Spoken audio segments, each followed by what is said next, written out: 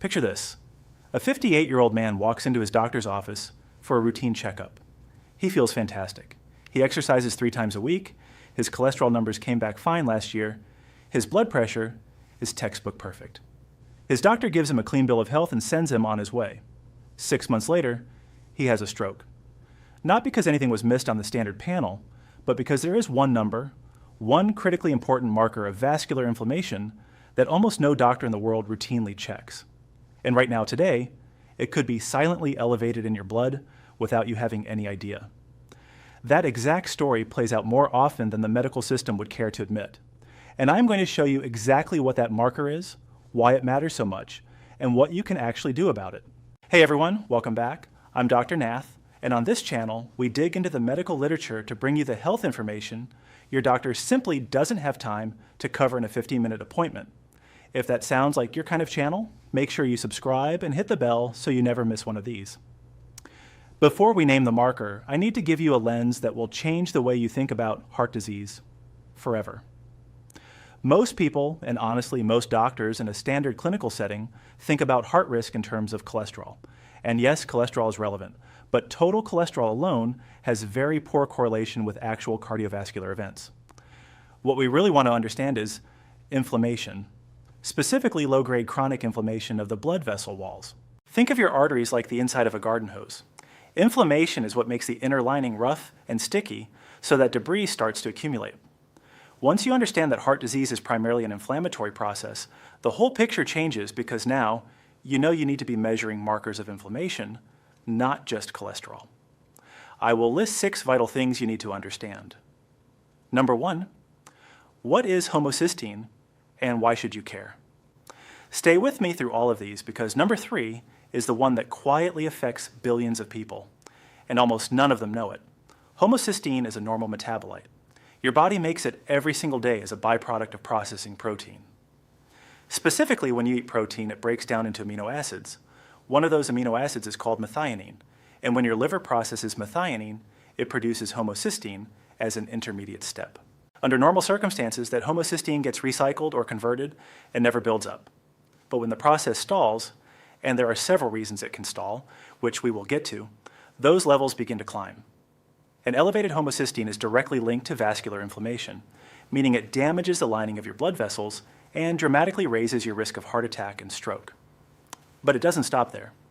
High homocysteine has also been linked to cognitive decline and early onset dementia, miscarriage and infertility, and osteoporosis. This is not a minor marker. This is arguably the most underappreciated risk factor in all of cardiovascular medicine. Type the number 1 in the comments if you've ever had your homocysteine tested.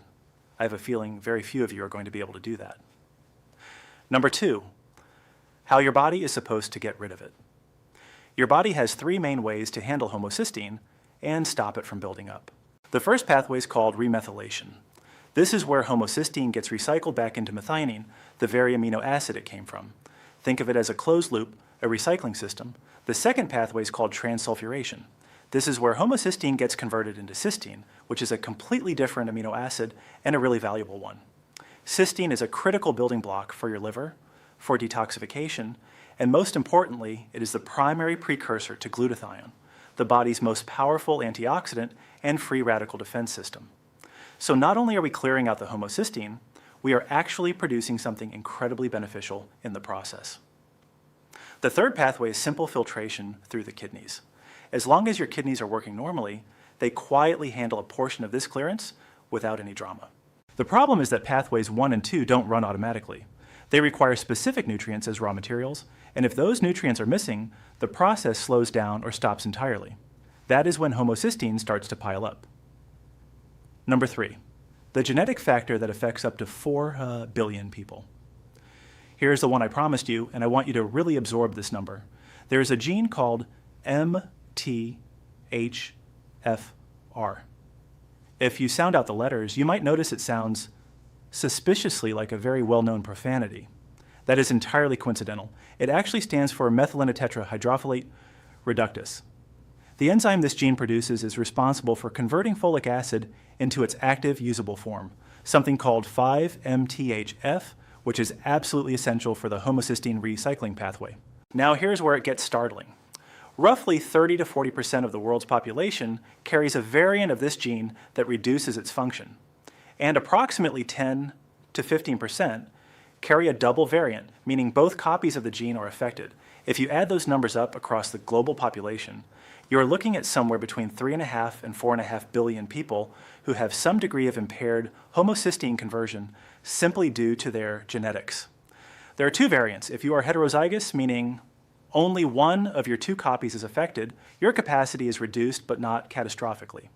If you are homozygous, meaning both copies are affected, your recycling system is significantly compromised, and your homocysteine will almost certainly be elevated if you are not actively addressing it.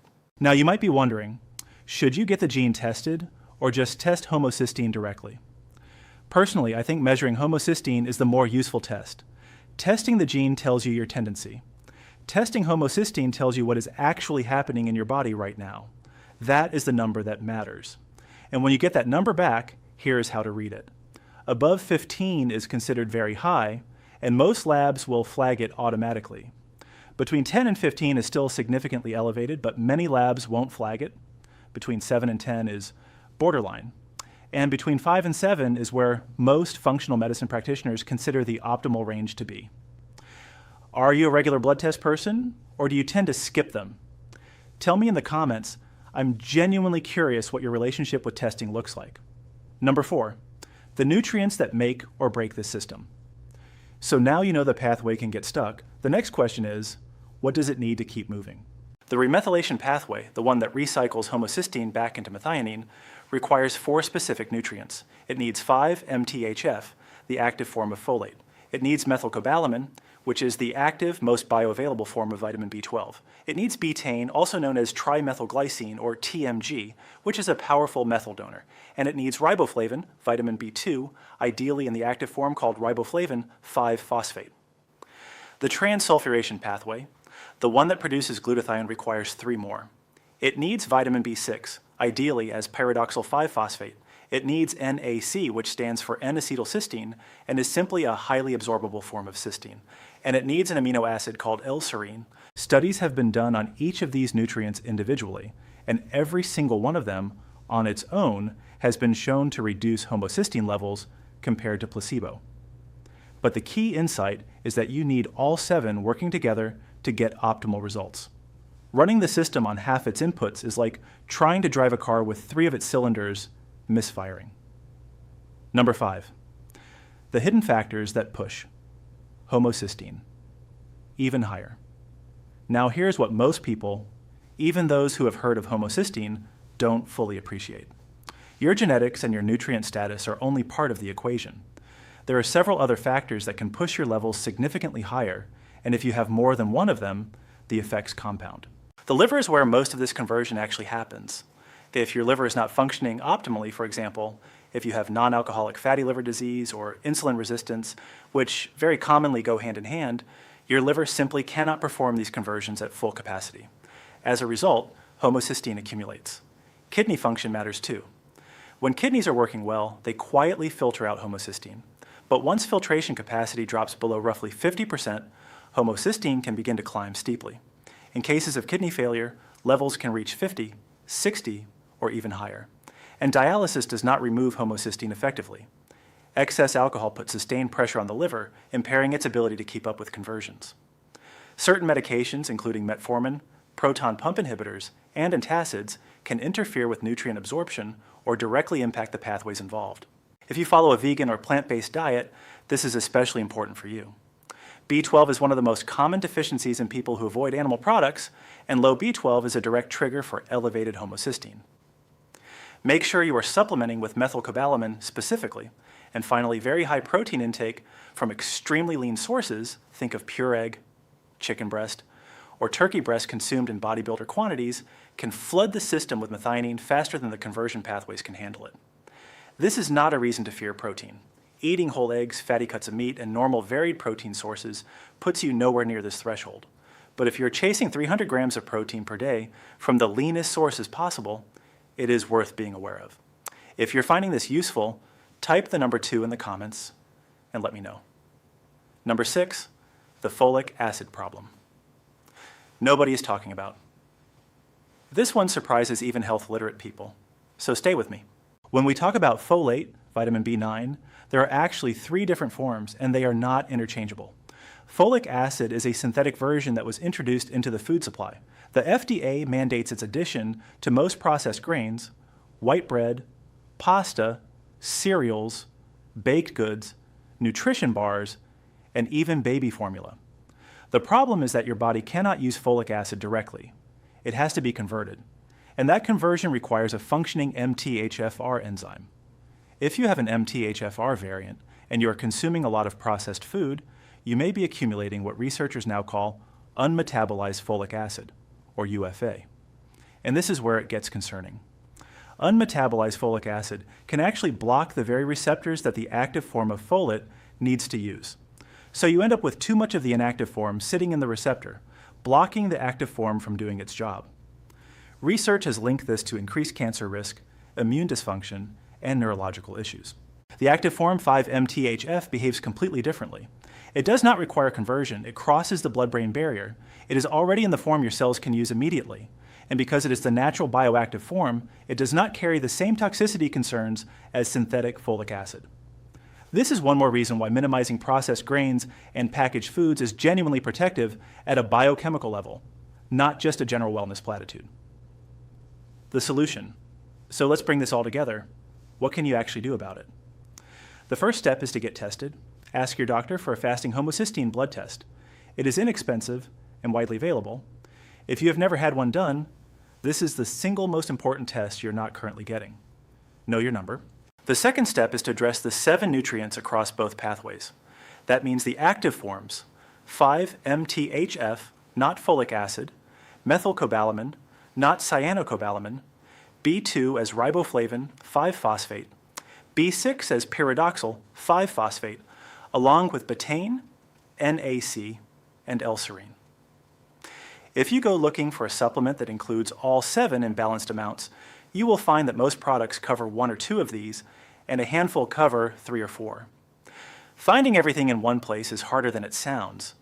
I've looked into some formulations that attempt to address this properly, and I will share what I find as I continue researching. That is genuinely the most efficient approach for most people. The third step is to look at the lifestyle factors, supporting your liver through low-carb eating, reducing alcohol, and managing insulin resistance will meaningfully improve your conversion capacity. Protecting your kidney function matters. And if you are taking PPIs, metformin, or antacids long-term, it is worth having a conversation with your doctor about whether those can be reduced and whether you need to compensate with additional nutrients. Here's what I want you to take away from today. Good medicine is not just about the markers that are easy to test. It is about understanding the mechanisms underneath those markers and getting ahead of problems before they become crises. Homocysteine is one of those mechanisms, and the fact that it is routinely ignored doesn't make it any less important. It just means the responsibility falls to you to ask for the test. So please, share this video with someone you care about. A parent, a partner, a sibling, anyone who has ever been told their cholesterol is fine and been sent home without a second thought. This information could genuinely matter for them. And if you enjoyed this, you are going to love the video coming up next, where we get into the surprising relationship between your sleep position and your cardiovascular health overnight. Most people have no idea this connection exists. Hit subscribe and you will not miss it. I'm Dr. Nath. Thank you for being here. I'll see you in the next one.